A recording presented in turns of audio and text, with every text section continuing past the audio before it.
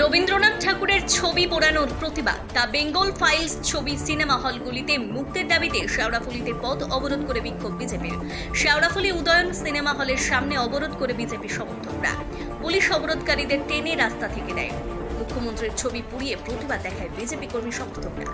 মালদহে তৃণমূল ছাত্র পরিষদের বিক্ষোভে নরেন্দ্রনাথ মোদী, অমিত শাহের সঙ্গে রবীন্দ্রনাথ ঠাকুরের ছবিও পুড়ে দেওয়া হয়। ভুল করে বিশ্বকবির ছবিতে আগুন বলে সাফাই দিলেও ওই কলেজের ছাত্র নেতাকে বহিষ্কার করে তৃণমূল। আর এই ঘটনাকেই হাতিয়ার করে পথে বিক্ষোভে নেমেছে বিজেপি। পাশাপাশি রাজ্যে বিবেক অগ্নিহোত্রীর the Bengal file cinema release করতে দেওয়া হচ্ছে না বলে অভিযোগ তুলে প্রতিবাদ শুরু করে বিজেপি।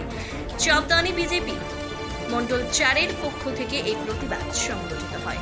ভারতীয় জনতা পার্টির শ্রীরামপুর সাংগঠনিক জেলা আর সাধারণ যে সনাতনী হিন্দুরা আছে সবাই মিলেমিশে আজকে চাপদানি মন্ডল 4 শ্রীরামপুর সাংগঠনিক জেলার অন্তর্গত চাপদানি মন্ডল 4 এই জিটি রোডে আমাদের এই উদয়ন সিনেমা ঘরের সামনে আমরা রাস্তা